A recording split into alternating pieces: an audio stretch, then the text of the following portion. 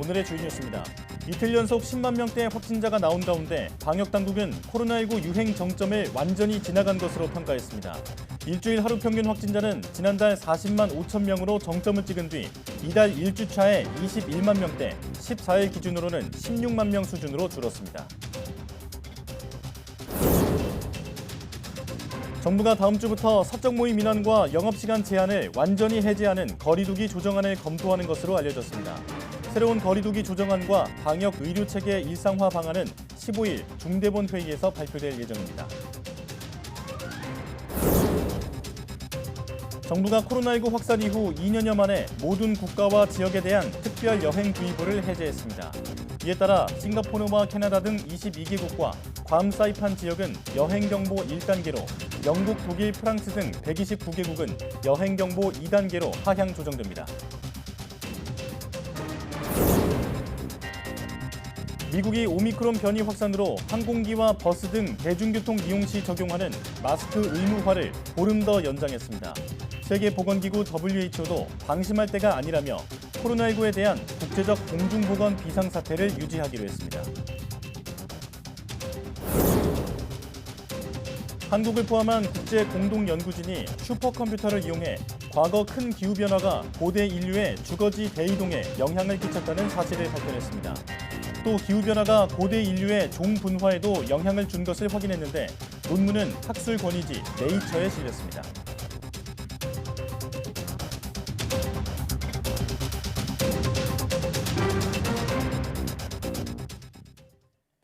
여러분 안녕하십니까? 사이언스 투데이 시작합니다. 이틀째 10만 명대 확진자가 나온 가운데 방역당국은 코로나19 유행 정점을 완전히 지나간 것으로 평가했습니다. 중앙방역대책본부는 주간 하루 평균 확진 규모를 보면 유행 정점을 완전히 지나 감소세가 계속되고 있다고 밝혔습니다. 일주일 하루 평균 확진자는 지난달 40만 5천 명 수준으로 정점을 찍은 뒤 이달 1주차에 21만 명대를 기록해 정점 대비 46% 감소했다고 분석했습니다. 또 14일 기준으로 주간 하루 평균 확진자는 16만여 명으로 지난 2월 말과 비슷한데 정점 규모와 비교하면 60% 정도 줄었다고 설명했습니다. 다만 아직 하루 평균 15만 명 내외의 확진자가 나오고 있고 신규 변이나 재조합 변이가 생길 불확실성은 위험 요소로 꼽았습니다. 정부가 이르면 다음 주부터 사적 모임 인원과 식당, 카페 등의 영업시간 제한을 완전히 해제하는 사회적 거리두기 조정안을 검토하는 것으로 알려졌습니다. 거리두기가 해제되면 인원에 제한 없는 모임이 가능하고 식당 등은 24시간 영업할 수 있습니다. 야외 마스크도 일반적인 상황에서는 착용 의무를 없애고 콘서트나 대규모 행사 등 침방울이 빠르게 퍼질 수 있는 집회, 행사에서만 착용 의무를 유지하는 방안이 논의되고 있습니다. 정부는 거리두기 조정안을 15일 오전 중앙재난안전대책본부 회의에서 최종적으로 확정하고 브리핑을 통해 발표할 계획입니다. 이날 발표에는 코로나19 감염병 등급 조정, 의료 대응체계 조정 등 포스트 오미크론 대응체계도 함께 발표될 예정입니다. 정부가 전 국가 지역에 대한 특별 여행주의보를 코로나19 확산 이후 2년여 만에 해제했습니다. 외교부는 정부의 방역정책 기조와 전 세계 코로나19 동향 등을 감안해 특별 여행주의보를 해제하고 14일부터 각 국가별 기존 여행경보 발령체제로 전환한다고 밝혔습니다. 이에 따라 싱가포르와 캐나다, 호주, 네덜란드 등 22개국과 괌 사이판 지역은 여행경보 1단계로 영국, 독일, 프랑스 등 129개국은 여행경보 2단계로 하향 조정됐습니다. 다만 중국과 러시아 등 26개국은 특별 여행주의보가 유지되며 기존 여행경보 3단계와 4단계 발령 국가와 지역은 현 단계가 유지됩니다. 미국은 오미크론 하위 변이 BA2의 증가로 대중교통을 이용할 때 적용하는 마스크 의무화를 또 한 번 연장했습니다. 세계보건기구 WHO도 코로나19에 대한 국제적 공중보건 비상사태를 유지하기로 했습니다. 김선희 기자가 보도합니다. 미국이 항공기와 버스 등 대중교통에 적용하는 마스크 의무화를 또 연장했습니다. 당초 오는 18일 끝날 예정이었지만 다음 달 3일까지 보름 더 늘렸습니다. 오미크론의 하위 변이 BA2가 다시 증가하면서 미 질병통제예방센터 CDC가 조치를 내린 겁니다. 그동안 미국의 코로나19 확진자 수는 계속 감소세를 보여왔지만 최근 다시 늘고 있습니다. 지난 10일 기준 일주일간의 하루 평균 신규 확진자는 3만 1천여 명으로 2주 전보다 3% 늘며 증가세로 돌아섰습니다. 사정이 이렇다 보니 대중교통뿐 아니라 실내 마스크 의무화 조치도 복원되는 추세입니다. 필라델피아와 워싱턴 DC 등 대형 도시를 중심으로 마스크를 다시 착용하고 있습니다.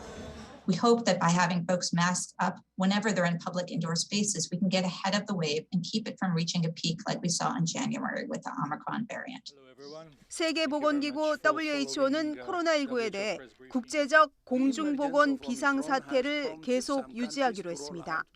WHO 사무총장은 코로나19 사망자가 최저치를 기록했지만 방심할 때가 아니라고 강조했습니다. 특히 일부 국가의 경우 여전히 감염자 급증과 보건 시스템의 압박을 받고 있다며 코로나19 조치 완화에 우려를 나타냈습니다. 앤서니 파우치 국립알레르기 전염병 연구소 소장도 앞으로 확진자가 조금씩 증가할 것이라며 올가을 지난 2년 동안과 비슷한 확산이 있을 것이라고 경고했습니다. YTN 김선입니다. 미국이 지난해에도 코로나19 대유행에 시달리면서 사망자 수가 역대 최대치를 기록한 것으로 나타났습니다. 미국 질병통제예방센터는 지난해 미국의 사망자를 346만 5천 명으로 잠정 집계했다고 AP통신이 현지 시각 12일 보도했습니다. 이는 역대 최대치였던 지난 2020년 사망자보다 8만 명가량 늘어난 수치입니다. AP는 지난해 사망자 수가 코로나19 백신 접종 등에 힘입어 전염병 대유행 첫 해인 2020년보다 나쁘지 않을 것이라는 일부 전문가들의 예상과 다른 것이라고 평가했습니다. 지난해 코로나19로 인한 사망자는 2020년 35만 1,000명에서 41만 5천 명으로 6만 4천 명 증가했습니다. 시진핑 중국 국가주석은 중국의 코로나19 재확산과 관련해 다이내믹 제로 코로나 정책을 견지해야 한다고 밝혔습니다. 중국 관영통신 신화사에 따르면 시 주석은 시찰지인 하이난성에서 현재 전 세계적으로 코로나19가 여전히 엄중하다며 특히 방역 작업을 느슨하게 할 수 없다고 말했습니다. 시 주석은 확진자가 발생하면 지역 봉쇄 등 고강도 방역 조치로 감염자 0 상태를 만든다는 현재의 방역 정책 의지를 다시 한번 천명했습니다.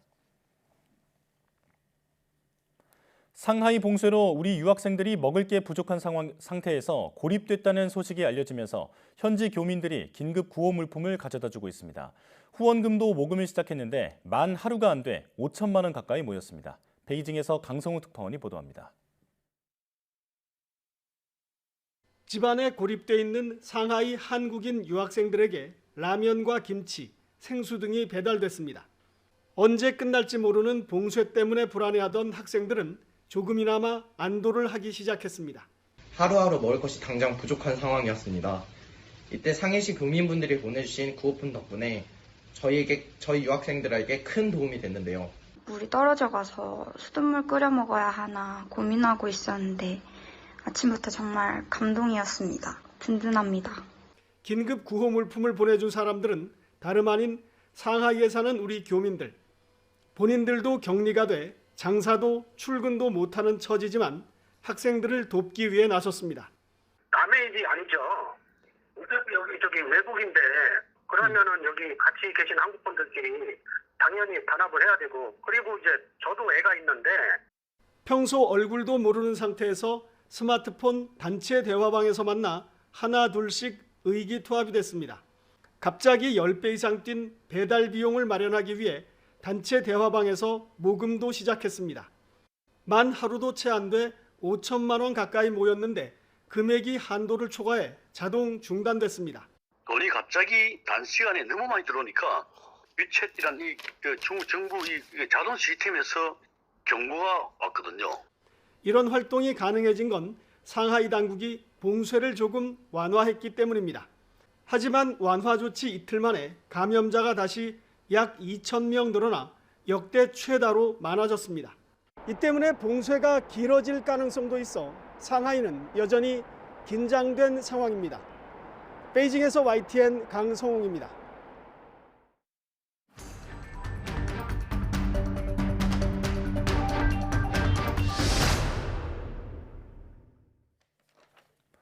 신규 환자가 14만여 명으로 이틀째 10만 명대를 유지하면서 확연한 감소세를 보이고 있습니다. 이런 가운데 15일 발표될 새 거리두기 조정안이 사실상 해제에 가까울 것으로 전망되고 있는데요. 자세한 코로나19 상황 가톨릭대 의대 백순영 명예교수와 함께 자세히 알아보겠습니다. 어서 오십시오. 예, 안녕하세요. 네. 자, 일단 숫자부터 살펴보겠습니다. 신규 확진자 수가 하루 전보다는 4만 6천여 명, 그리고 한 주 전보다는 7만 6천 명 줄었거든요.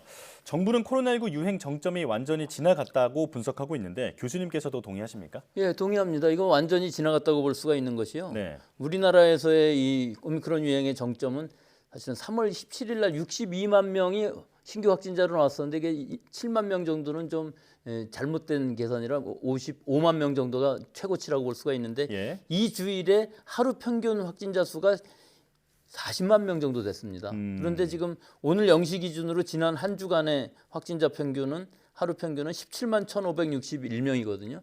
거의 60% 정도 줄어든 상황이기 때문에 정점을 지나가서 감소 추세로 좀 더 급격하게 지금 줄어드는 것은 확실해 보입니다만 예. 이제 문제는 지금부터 이것이 얼마나 더 빨리 잘 줄어들 수 있느냐 하는 것이 내일 발표할 이 거리두기 해제 이런 여러 가지 부분들이 아직도 우려될 부분이 있어서 확실하게 더 줄어서 뭐 한 3, 4만 명까지 줄어들기는 당분간은 좀 어려워 보이긴 합니다만은 예. 이것은 좀 여러 가지 방역 상황들을 보고서 앞으로 의료 체제 등 여러 가지를 결정할 문제라고 봅니다. 예, 확연한 감소세라고 하시니까 다행이긴 한데 그 지난 이틀간 100명대로 줄었던 사망자 숫자는 다시 300명대로 올라왔거든요. 이건 왜 그런 걸까요?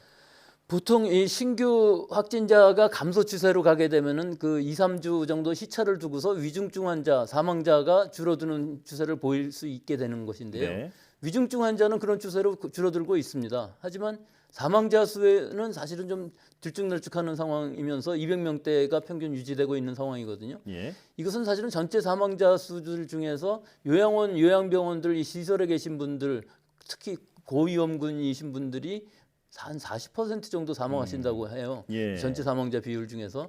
그래서 지금 현재 우리나라에서 이 요양병원, 요양원에서의 조기 치료라든지 조기 투약 또는 증상이 나타났을 때 악화됐을 때 치료 병상으로의 전원 이런 부분들이 아직 방역 당국이 얘기한 것만큼 원활히 잘 되고 있지 않은 부분이 있어서 예. 전체 사망자 수는 약간 줄어드는 추세지만 이 요양병원에서의 사망자는 아직도 줄어들지 않고 있는 추세로 보입니다. 예. 그러니까 고위험군 또 그리고 특정 어떤 고위험 시설에서의 사망자가 많이 나오고 있는 거다. 이렇게 말씀해 주셨는데요.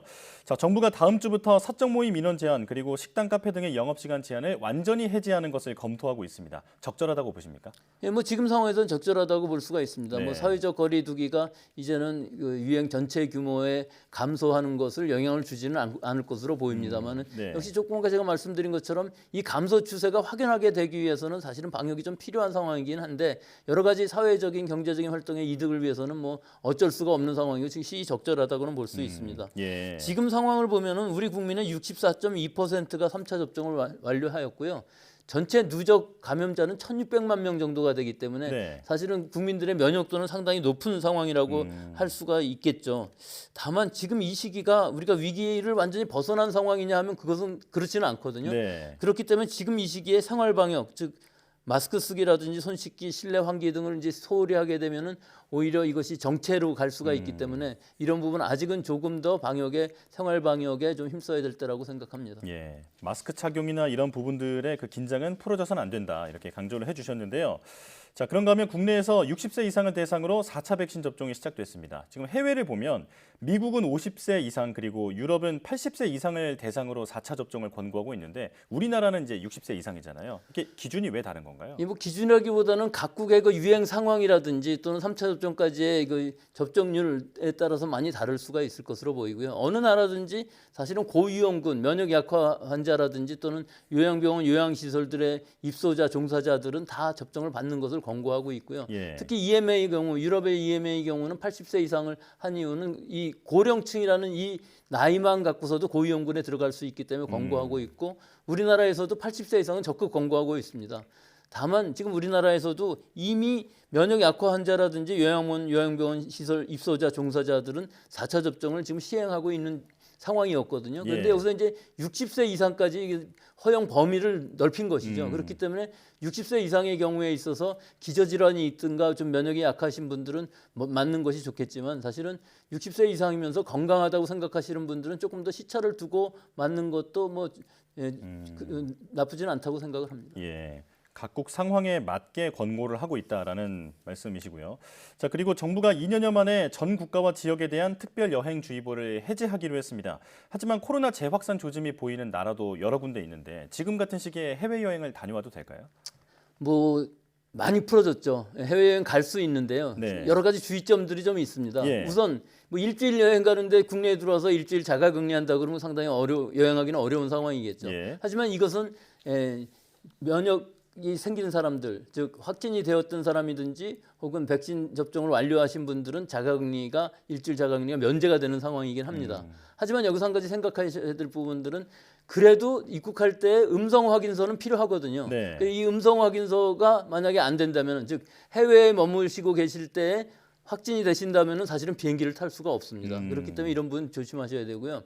또 하나는 18세 미만의 아이들이 미접종인 상태 혹은 1차 접종만 받은 경우에 있어서는 접종 완료자로 보지 않기 때문에 동행하기가 어려운 부분들이 있습니다. 하지만 PCR 음성 확인서를 받을 수 있는 방법도 있기는 한데요. 확진되신 분들인 경우에 있어서는 확진 이후 40일 이내에는 음성 확인서가 면제가 되기 때문에 사실은 면제받고 들어올 수는 있습니다만은 들어와서도 1일차에 PCR 검사는 다시 받으셔야 합니다. 네. 백신 접종이나 음성 확인서 제출 같이 챙겨야 할 부분들이 많긴 하지만 무엇보다 스스로 건강을 잘 챙겨야겠다 이런 생각이 듭니다.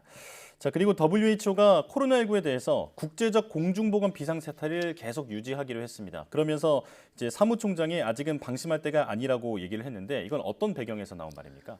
전 세계적으로 봤을 때 이 오미크론의 이 대유행이 거의 사그러들어가는 상황에서 신규 확진자 수는 많이 줄어들고는 있습니다. 하지만 스텔스 오미크론은 BA2가 다시 유행하는 나라에서는 재확산이 일어나는 경우들도 많이 있고요. 또 하나는 이 변이주가 계속 발견되고 있어요. 그 BA1과 BA2 스텔스 오미크론의 재조합 바이러스들이 계속 발견은 되고 있는데 사실은 XE라는 변이주 이외에는 그 전파력이 크게 강하다고 볼 수는 없겠지만 앞으로도 계속 변이주가 나올 것으로 보이고 또 겨울이 돼가면서 새로운 유행이 나올 수 있는 상황이기 때문에 아직까지는 위기에서 탈출했다고 볼 수는 없고 비상사태를 계속 유지하는 것은 적절한 조치라고 봅니다. 예. 자, 방금 그 겨울이 되면서 또다시 유행이 발생할 수 있다라고 말씀하셨는데 그 앤서니 파우치 국립 알레르기 전염병 연구소 소장도 이번 가을에 지난 2년 동안 수준의 그 어떤 유행이 다시 한번 일어날 가능성이 있다라고 얘기를 했습니다. 자, 이번 올 가을에 대규모 유행이 다시 발생할 가능성 얼마나 보고 계십니까? 글쎄요, 이 앤서니 파우치 소장님이 말씀하신 거는 그런 대규모 유행이 일어난다는 것을 얘기한 것은 아닌 것으로 보이고요. 아마 이 북반구에서 추워지는 계절 늦가을이나 초겨울 정도가 되게 되면은 이 계절적인 요인이 생기기 때문에 이 호흡기 바이러스는 좀 더 활동이 왕성해질 수밖에 없는 상황이거든요. 이럴 때 이제 변이주까지 겹치게 되면은 새로운 바이러스가 나오면서 재확산이 일어날 가능성은 충분히 있습니다. 하지만 지금 이 오미크론의 유행 같은 이런 대규모 유행이라고 볼 수는 없고요. 우리 숙주인 인류의 면역도가 상당히 높아져 있는 상황이기 때문에 일단 그런 바이러스가 나와서 유행을 한다 하더라도 의료 체제를 위협할 만큼 그렇게 큰 유행은 아닐 것으로 보이고 실제로는 뭐 이거 에피데믹이라고 그러는데요. 지역적으로는 굉장히 많이 일어날 수가 있는 유행이 생길 수가 있지만 전 세계적으로 다시 퍼지는 이런 상황은 아마 굉장히 제한적일 것으로 봅니다. 네, 이전만큼 치명적인 상황은 웬만하면 잘 일어나지 않을 것 같다. 네, 이렇게 정리할 수 있겠습니다. 자, 코로나19 브리핑 가톨릭대 의대 백순영 명예교수와 함께했습니다. 고맙습니다.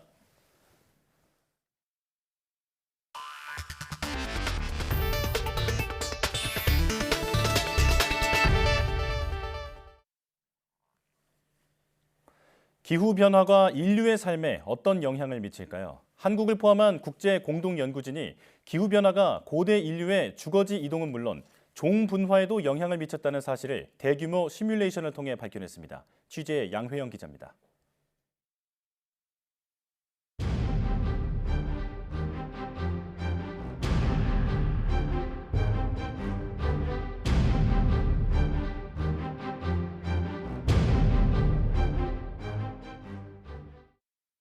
기후변화는 인류에게 어떤 영향을 미칠까?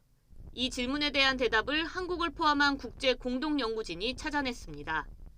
큰 기후변화가 고대 인류의 주거지 이동에 영향을 끼쳤다는 사실을 밝혀낸 겁니다. 200만에서 100만 년 전 초기 인류는 안정적인 기후 조건을 선호해 아프리카에만 살았습니다. 그런데 4만 년 주기였던 빙하기와 간빙기가 80만 년 전부터 10만 년 주기로 늘어나는 큰 기후변화가 일어나면서 고대 인류의 주거지가 달라진 것으로 나타났습니다. 기후변화에 적응한 호모 하이델베르겐시스가 활동 범위를 넓혀 유럽과 유라시아까지 도달한 겁니다. 연구진은 또 기후변화에 따른 고대 인류의 진화를 살펴본 결과 기후변화에 적응한 유럽의 호모 하이델베르겐시스가 네안데르탈인으로 아프리카의 호모 하이델베르겐시스가 호모 사피언스로 진화한 것도 확인했습니다. The habitat suitability fluctuated on timescales of 20 to 100,000 years, which in fact corresponds to the astronomical forcings that we discussed earlier on, namely the precessional cycle Earth's axis wobble and the change in the ellipse of our Earth's orbit around the Sun. 특히 이번 연구는 IBS의 슈퍼컴퓨터 알레프로 200만 년의 지구 환경 역사를 다루는 최초이자 최고로 긴 기후 시뮬레이션을 만들었다는 점에서도 의의가 있습니다. 연구용 목적으로 가장 빠른 슈퍼컴퓨터이기 때문에 알레프 슈퍼컴퓨터를 사용해서 200만 년의 기후 모델 시뮬레이션을 수행할 수 있었고 세계 최초로 최첨단 기후 모델을 사용한 연속적 시뮬레이션이기 때문에 의미가 있는 것이고 연구팀은 과거 100만 년에 걸쳐 이루어진 수준의 기후변화가 앞으로 100년 안에 빠른 속도로 일어날 수 있어 인류가 생존할 수 있는 주거지에도 그만큼 큰 변화가 초래할 수 있다고 강조했습니다. 이번 연구 결과는 세계적 권위의 학술지인 네이처 4월호에 실렸습니다. YTN 사이언스 양우영입니다. 지구온난화로 한반도가 점점 아열대 기후로 변하고 있는데요. 이 때문에 가까운 미래에는 우리가 자주 먹는 과일들의 특산지 지도도 바뀔 수 있다고 합니다. 김민성 기자가 보도합니다. 전북 익산에서 감귤 농사를 짓는 최근호 씨. 5년 만에 훌쩍 자란 나무들 덕에 소득도 조금씩 늘고 있습니다. 비록 온실 아니긴 해도 제주도가 아닌 곳에서 주황빛 열매가 연글 수 있게 된 겁니다. 저희가 5년째인데 한 1년 정도만 난방을 하고요. 하우스 지금 난방을 거의 안 하고 있거든요. 워낙 따뜻해가지고 지금 나무들이 자라고 이제 좀 수확량도 좀 많이 늘어난 것 같아요. 이런 모습은 기후 온난화의 영향으로 보입니다. 기상 관측을 시작한 1912년부터 2020년까지 우리나라 연평균 기온은 섭씨 1.6도 올랐습니다. 기후 변화 시나리오에 따라 다른데 오는 2091년에서 2100년까지 우리나라 연평균 기온이 적게는 2.6도에서 많게는 7도까지 상승할 거라는 전망입니다. 이런 변화 속에 농촌진흥청은 농산물마다 최적화된 재배 지역이 앞으로 더 확 바뀔 수 있다는 분석을 내놨습니다.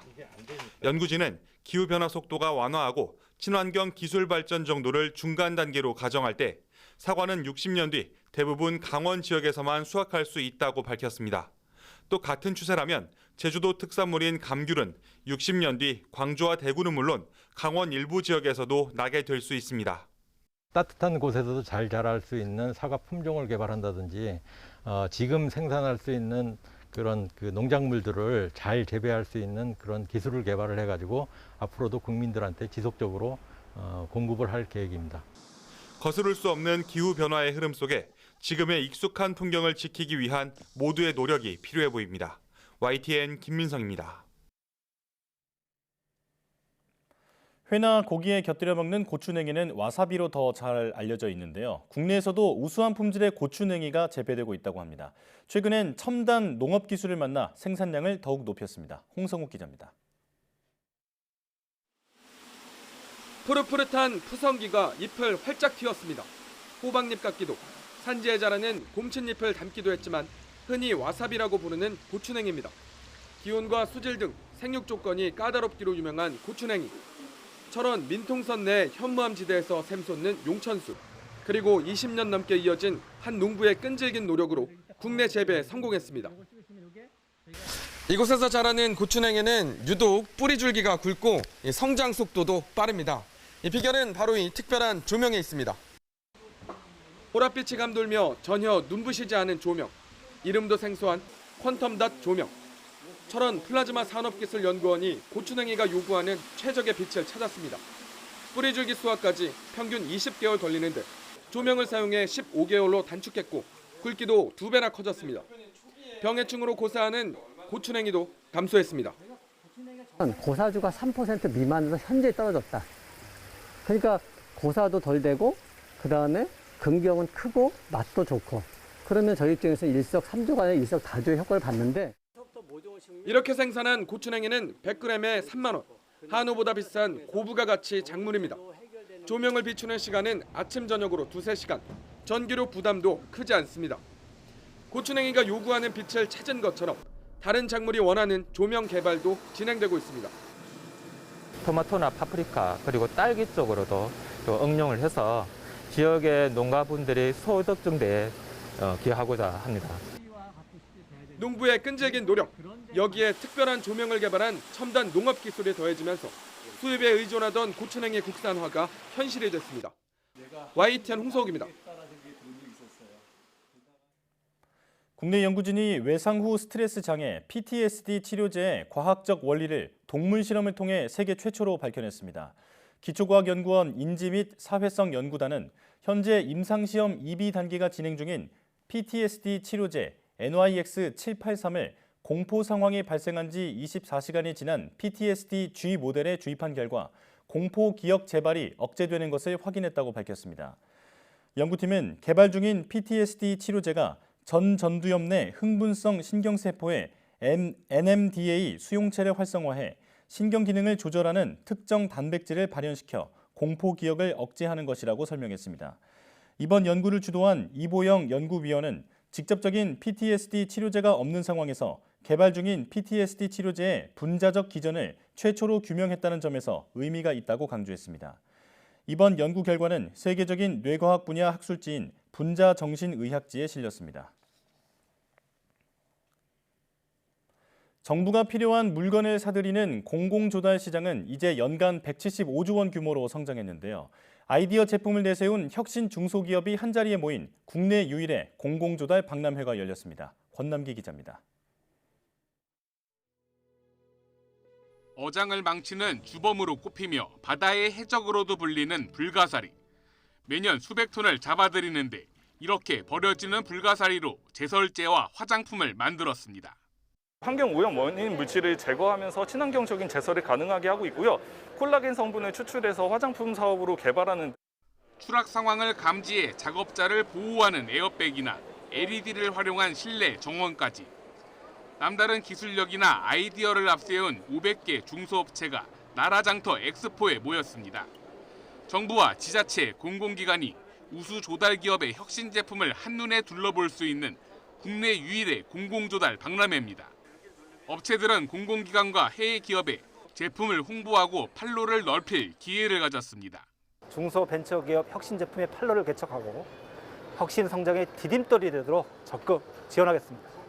정부나 지자체가 세금으로 필요한 물건 등을 사들이는 공공조달 시장은 연간 175조 원 규모에 달합니다.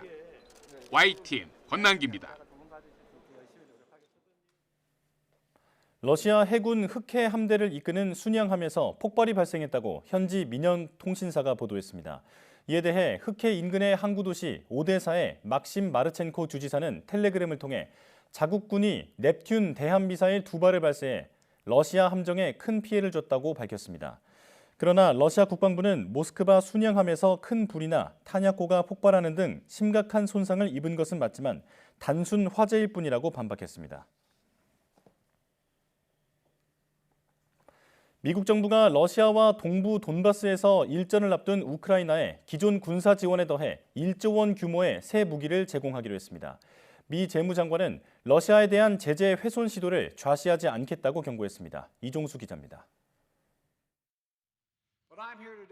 조 바이든 미국 대통령은 현지 시각 13일 볼로디미르 젤렌스키 우크라이나 대통령과 통화하고 우크라이나에 8억 달러, 우리 돈으로 9,800억여 원 규모의 군사 원조를 제공하겠다고 밝혔습니다. All of them are designed to help Ukraine, as we talked about, help Ukraine in the fight that they are in right now, and the fight that they will be in coming days and weeks in the eastern part of the country.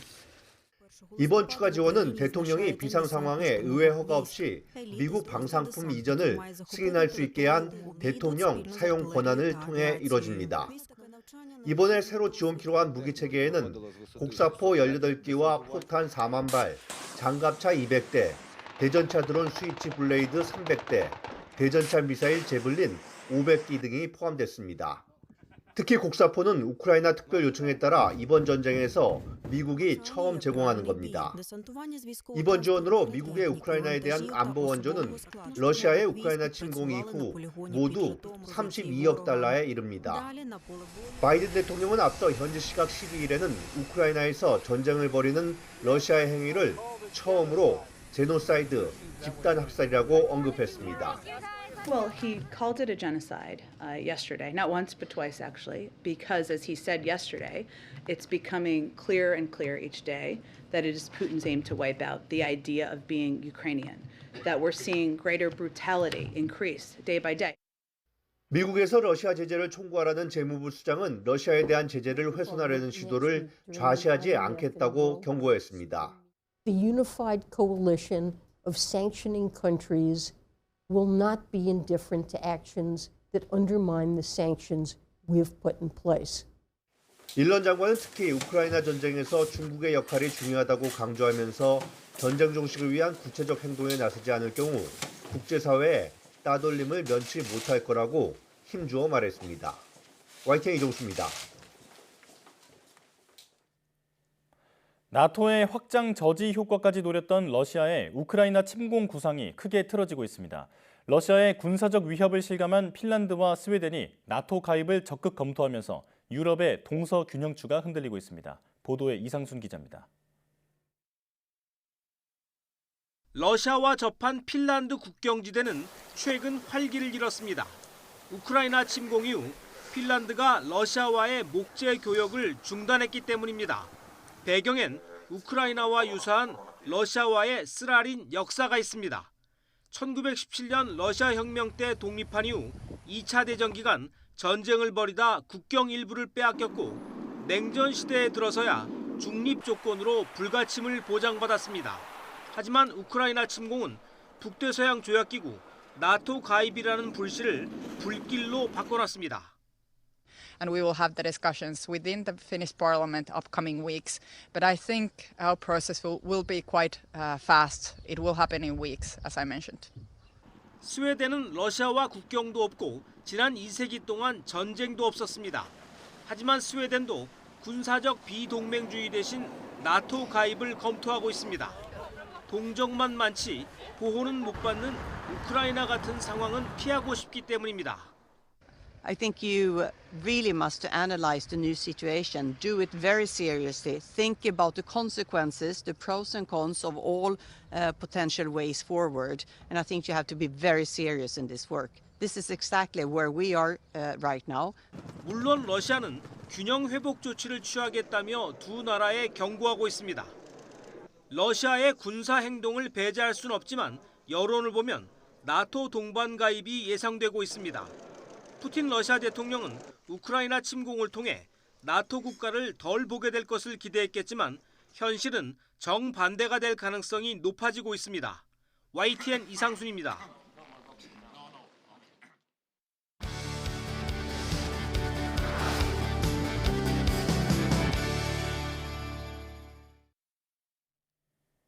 코로나19 대유행을 계기로 건강과 보건에 대한 관심이 높아지면서 전 세계적으로 주목받고 있는 분야가 바로 생명과학입니다.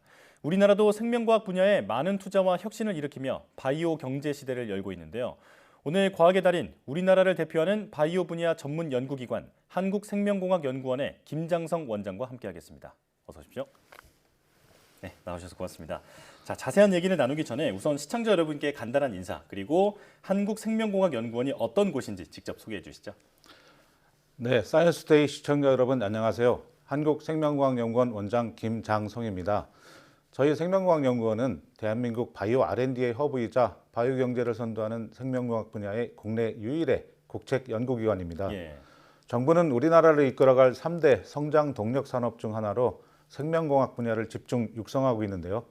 생명과학연구원은 1985년 설립 이래로 37년간 국가사회적 연구개발 수요에 맞춰서 국내외 연구 거점 마련, 기초 원천 연구 및 R&D 인프라 제공, 인력 양성과 바이오산업 생태계 조성 등을 통해서 국가 생명과학 기술 혁신과 바이오산업의 발전을 선도해 왔습니다. 예. 생명공학 분야의 유일한 국책 연구기관이자 허브 역할을 해온 기관이라고 소개를 해주셨는데요. 그런 만큼 많은 연구 성과가 있겠지만 그 시청자 여러분이 떠올리기 쉽게 최근에 거둔 대표적인 성과 몇 가지만 소개를 해주시죠. 예, 먼저 저희 연구원은 2019년 발생한 코로나19 팬데믹으로 인한 국가적 위기 상황 극복을 위해서 기관 차원의 신속, 총력 대응에 최선을 다하였습니다. 예. 세계 네 번째로 코로나19 영장류 감염 모델을 개발하고 백신 치료제의 효능 평가를 신속하게 지원함으로써 바이오 제약 기업이 조기에 임상에 진입할 수 있도록 기여하는 등 백신 치료제 개발에 실질적인 허브 역할을 수행하였습니다. 예. 그리고 지난해에는 다양한 유전 질환 치료에 사용 가능한 초소형 유전자 가위 기술을 개발했습니다. 유전자도 교정 과정을 거치면 질병 치료에 활용할 수 있고 유전자 가위는 유전자를 교정하는 도구를 말하는 것입니다. 유전자 교정 치료의 핵심은 유전자를 원하는 체내의 세포로 전달하는 것인데 이때 아데노 연관 바이러스라는 바이러스 벡터를 이용하여 체내로 유전자를 전달하게 됩니다. 예. 기존에 개발된 대표적인 유전자 가위로는 크리스퍼-캐스9이 있지만 아데노 바이러스가 전달할 수 있는 유전자 크기보다 훨씬 커서 가장 대중적인 기술임에도 유전자 치료제로서 그 활용에 한계가 있었습니다. 이러한 단점을 해소할 수 있는 유전자 가위로는 캐스9보다 크기가 3분의 1로 작은 크리스퍼-캐스12F1 시스템이 있지만 유전자 교정 효율이 매우 낮아서 실제적인 치료제로서의 매력이 없는 문제가 있었습니다. 예. 저희 연구원은 앞서 말씀드린 두 가지 유전자 가위의 장점을 살려서 높은 교정 효율과 안정성을 확보한 유전자 가위 기술 크리스퍼-캐스12 개발에 성공했습니다. 교정하고자 하는 유전자 표적을 인식하는 가이드 RNA를 최적화하여 캐스12F1 시스템의 교정 효율을 캐스9 수준까지 향상시킨 것인데요. 예. 또한 크리스퍼 유전자 가위의 고질적인 문제였던 처음 의도하지 않았던 다른 유전자에 영향을 미치는 오프 타겟 문제와 관련하여 캐스9보다 오프 타겟이 절반 이하로 발생함을 입증함으로써 그 유효성과 안전성을 고루 갖춘 유전자 치료제를 개발하였다는 점에서 의의가 크다고 말씀드릴 수 있겠습니다. 그렇군요. 그러니까 그 기존의 유전자 가위를 더 정교하게 그리고 더 안전하게 만들었다라는 말씀이신 건데요. 자, 그렇다면 실제 유전 질환 치료에는 언제쯤 쓰일 수 있을까요? 네, 현재 크리스퍼-캐스12 기술은 국내 바이오 벤처 회사에 기술 이전되어 여러 유전병에 적용하며 실용화 연구를 진행하고 있습니다. 네. 다만 우리나라는 유전자 가위 기반의 유전자 치료제 개발이 아직 초기 단계로 비임상, 임상 등에서 기준을 새롭게 마련해야 하는 이슈가 있습니다. 국민 여러분들께서 체감하실 수 있는 치료제 수준의 실용화를 위해서는 아직 후속 연구가 장기간에 걸쳐서 진행되어야 한다고 말씀드릴 수 있겠습니다. 그렇군요. 그러니까 좋은 소식을 들으려면 조금은 더 기다려야 예. 한다. 네, 이렇게 이해하면 되겠는데요. 자, 지금 선진국들은 하나같이 바이오 산업을 미래 먹거리로 꼽고 있습니다. 뭐 우리나라도 마찬가지인데요. 바이오 산업이 왜 이렇게 중요한지 그리고 또 앞으로 주목해야 할 바이오 기술은 어떤 게 있는지 알려주시죠. 네, 바이오 기술은 인류의 4대 난제라고 할 수 있는 건강 보건, 환경, 에너지, 식량 문제를 해결하기 위한 핵심 기술이며 타 기술과의 융합의 중심에 있으며 융합 기술을 통한 신시장 창출의 효과가 매우 크다는 장점이 있습니다. 네. 향후 주목해야 할 분야는 크게 두 가지로 볼 수 있습니다. 합성생물학과 바이오 파운드리 그리고 마이크로바이옴이라는 기술입니다. 우선 합성생물학은 다양한 부품들을 조립해서 자동차를 만들어내듯이 단백질과 효소를 부품으로 자연에 없던 생물체를 만들어내는 기술이고 바이오 파운드리는 AI나 로봇 등을 합성생물학에 적용시킬 수 있는 생물학 실험 및 제조 공정의 고속 자동화 플랫폼입니다. 예. 주요 선진국에서는 이미 합성생물학을 국가 핵심 기술 분야로 중점 육성하고 있으며 세계적으로도 이미 수백 개의 스타트업들이 설립되고 있습니다. 우리나라 역시 지난해 바이오 파운드리를 중심으로 바이오 제조 혁신을 위해서 합성생물학 생태계를 조성하고 지원하겠다는 계획을 발표한 바 있습니다. 저희 연구원에서는 10여 년 전부터 합성생물학을 미래 중점 분야의 하나로 선정하고 전문 연구 조직인 합성생물학 전문 연구단을 운영해 오고 있으며 관련 원천 기술을 확보하고 파일럿 규모의 연구용 바이오 파운드리를 구축하여 운영하고 있으며 글로벌 바이오 파운드리 연맹에도 적극적으로 참여하고 있습니다. 그렇군요. 자, 우선 합성 생물학과 그 바이오 파운드리를 설명을 해주셨는데요. 그렇다면 이제 남은 하나, 마이크로 바이옴은 뭔가요? 네, 마이크로바이옴이란 특정 환경에 존재하는 미생물과 미생물의 유전 정보를 의미하는데요. 예. 인체 마이크로바이옴은 중요한 면역 작용에 관여하며 약물에 대한 반응을 조절하고 신진대사에 큰 영향을 준다고 알려져 있어서 제2의 장기라고도 불리우고 있습니다. 네. 특히 장내 세균 불균형이 소화기 질환뿐만 아니라 비만이나 당뇨, 자폐증 등 다양한 질병의 위험성을 높이는 것으로 밝혀지면서 글로벌 제약사를 비롯한 유수의 기업들이 마이크로바이옴 기술에 대한 공격적인 움직임을 보이고 있습니다. 저희 한국생명과학연구원에는 국가 연구개발 사업에서 도출되는 생물 자원을 기탁받아서 관리하는 생물자원센터가 있습니다. 이곳에선 2016년 11월부터 한국인 장내 마이크로바이옴 뱅크를 구축 운영하고 있는데요. 예. 현재까지 임산부나 신생아, 소아, 청소년, 성인, 노인 등 생애 주기별로 800명 이상의 분변 시료로부터 실물 자원을 확보하여 연구 인프라로서 관리하고 활용을 지원하고 있습니다. 네. 바이오 산업이 왜 중요한지 또 그리고 주목해야 할 그 기술 분야에 대해서도 설명을 해주셨는데요. 자, 바이오 산업계에서 우리나라의 위상도 궁금합니다. 이게 코로나 시기를 거치면서 우리나라 바이오 산업계의 위상이 많이 올라갔다라고는 들었는데 우리가 특히 앞서가고 있는 분야가 있나요? 네, 일단 잘 아시다시피 코로나19 팬데믹은 국내 바이오 산업 생태계 성장 잠재력을 확인할 수 있는 그런 기회였습니다. 예. 감염병 대응의 핵심이라고 할 수 있는 백신과 치료제 분야에서는 국내 기술 상용화가 되지 못한 아쉬움이 남는 그런 부분이 있지만 코로나19 진단시약은 전 세계 170여 개 국가로 수출되는가 하면 우리나라가 제안한 코로나19 등 감염병 진단 기법이 국제표준화기구에 등록되어 국제표준으로 제정된 것은 아주 고무적인 사례라고 할 수가 있겠습니다. 네. 다음으로는 세계적인 수준의 바이오 의약품 위탁 생산 역량을 꼽을 수가 있겠습니다.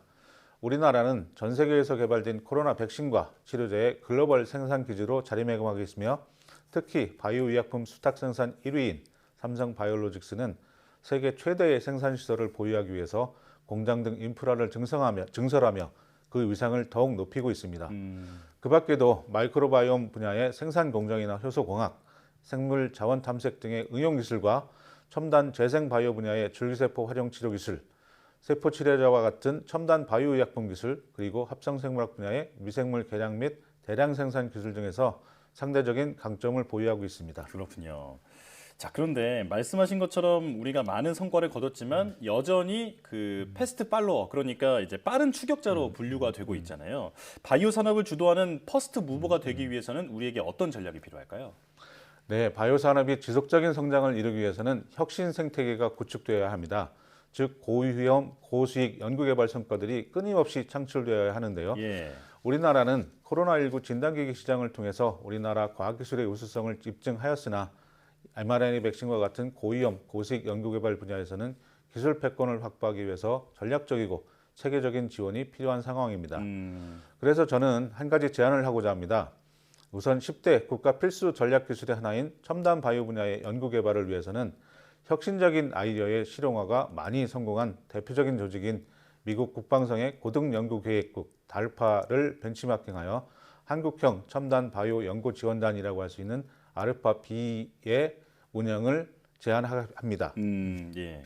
우수한 연구 경험과 역량, 그리고 전문성과 네트워크를 갖춘 프로그램 매니저와 국가 차원의 리더십과 연구 기반을 갖춘 바이오 전문기관의 개방형 협력을 통한 지원을 받는다면 혁신적인 많은 아이디어가 사업화되는 확률이 매우 높아질 것으로 기대합니다. 네, 기술 개발뿐 아니라 실용화까지 총괄하는 그런 일종의 컨트롤 타워가 반드시 필요하다라는 말을 지금 강조를 해주셨는데요. 자, 이제 원장님에 대한 질문도 드리겠습니다. 그 원장님께서는 원래 연구자 시절에 항암제 개발에 힘쓰셨다고 들었거든요. 자, 어떤 계기로 이쪽에 뛰어들게 되신 건지, 그리고 또 기억에 남는 성과가 있다면 몇 가지 좀 소개해 주시죠. 네, 제가 대학을 진학한 1980년대 중반에는 우리나라에서는 유전공학 붐이 한참 일어나고 있었습니다. 네. 포메이토, 라이거와 같은 유전자 제조업 기술들이 일반에 소개되고 유전공학 분야가 향후 10년 이내에 세상을 바꿀 거라는 이야기들이 미디어에 많이 노출되던 시기였습니다. 학창 시절 평소에도 생물 쪽에는 관심이 많았지만 그런 것들의 영향도 받아서 유전공학을 연구할 수 있는 분야로 진로를 결정하게 되었습니다. 예. 저는 암이 어떻게 성장하고 다른 기관의 전이가 되는지를 연구하는 암생물학 분야에서 20여 년의 연구 경력이 있습니다. 이 기간 기억에 남는 성과라면 혈관 신생 억제 활성을 갖는 바이오 항암제를 우리나라에선 최초로 미국 FDA에서 국제 임상시험 일상시험을 승인을 받은 것을 꼽고 싶습니다. 예. 미국 FDA 임상 일상을 준비해 보신 분들은 다 아시겠지만 제조 품질 관리부터 임상 프로토콜까지 굉장히 많은 자료가 필요한데요. 예. 이러한 자료들을 준비하는 것 자체가 값진 경험이었을 뿐만 아니라 이런 노력들이 승인이라는 성과로 보상받게 된 것이 아직도 굉장히 소중한 기억으로 남아 있습니다. 예. 자, 이제는 과학자로서 또 기관장으로서 그 우리나라 생명공학 연구 분야에서 아주 중추적인 역할을 담당하고 계신데요. 자, 앞으로의 계획과 포부도 들려주시죠. 네, 말씀하신 것과 같이 저희 생명연은 국가 필수 전략 기술 중 하나인 첨단 바이오 분야와 국가 아젠다 해결 기술을 개발하고 산, 학, 연병을 지원하는 인프라 역할에 주력하고 있습니다. 예. 그중에서 특히 바이오 의학 분야 신약 개발 대형 성과를 창출하기 위해서 노력을 하고 있습니다. 이를 위해 그동안 30여 년 축적된 연구원의 각 부분에 기반 기술과 관련 사업을 연계하여 기능별로 신약 개발 파이프라인 구축을 전담하는 매트릭스형 R&D 사업으로 운영할 예정입니다. 또한 앞서 말씀드린 유전자 치료제, 마이크로바이옴, 세포 치료제 등의 첨단 바이오 의약품의 핵심 기술 확보를 통해서 4세대 신약 개발 파이프라인으로 발전시키고자 합니다. 예. 이를 위해서 수월성을 가진 우수 성과에 대해서 장기간 안정적으로 지원하고 국내 연구 주체와의 전략적 파트너십을 통해서 신약 분야에서 생명연 브랜드로 각인시킬 수 있는 유의미한 성과를 창출하여 국가 혁신 생태계에 기여하도록 하겠습니다. 네, 자, 우리나라가 명실공히 바이오 산업 선진국으로 도약하는데 앞으로도 계속 힘써 주시기를 부탁드리겠습니다. 네, 지금까지 한국생명공학연구원 김장성 원장과 함께했습니다. 고맙습니다.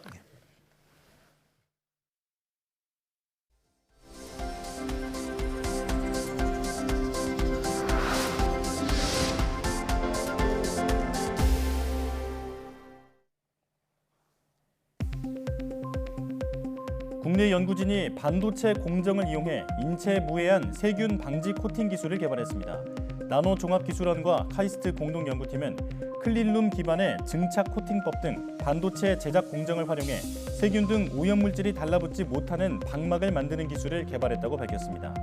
연구팀은 기존 세균 방지 코팅 물질로 구리와 주석, 수은 등 중금속이 사용됐다며 이번 기술은 중금속이 포함되지 않아 인체 친화적이라고 설명했습니다. 또 이번 기술을 콘택트 렌즈나 임플란트 같은 의료 제품은 물론 가전제품의 오염 방지 코팅에도 활용할 수 있다고 설명했습니다.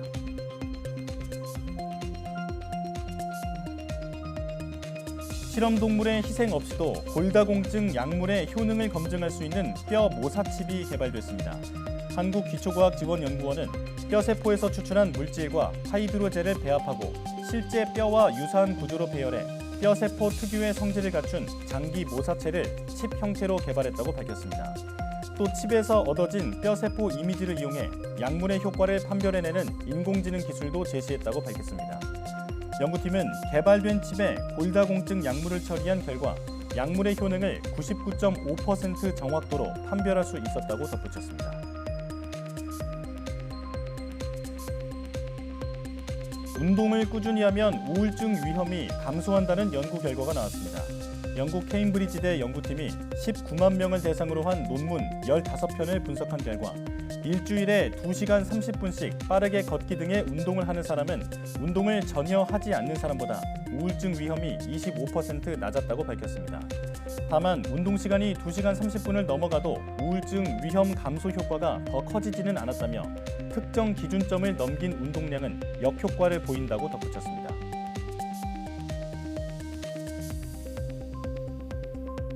지난해 개인들의 정보보호 침해 사고 경험이 크게 높아진 것으로 나타났습니다. 과학기술정보통신부는 한국정보보호산업협회와 함께 수행한 2021년 정보보호 실태조사 결과 개인 부문의 정보보호 침해 사고 경험률이 11.4%로 2020년의 3.3%보다 8.1%포인트 증가했다고 밝혔습니다. 피해 유형은 악성 코드 감염, 개인정보 유출과 사생활 침해, 계정 도용 피해 등이 주를 이뤘습니다. 기업 부문의 정보보호 침해 사고 경험률은 1%로 2020년에 2%보다 줄었지만 사고의 심각성에 대해서는 매우 심각이라는 답이 26.7%를 차지해 전년의 16.5%보다 높아졌습니다. 기업 부문 정보보호 침해 사고 유형은 랜섬웨어가 가장 많았고 악성 코드, 해킹, 디도스 공격 등이 뒤를 이었습니다.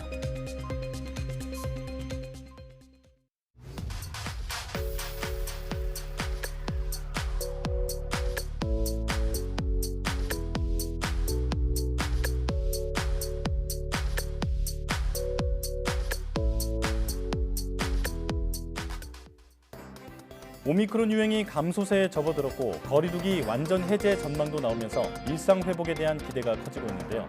하지만 여전히 많은 확진자가 나오고 있고 새로운 변이 출현의 변수도 남아있는 만큼 성실한 개인 방역을 소홀히 해서는 안 되겠습니다. 사이언스 투데이 마칩니다. 함께해 주신 여러분 고맙습니다.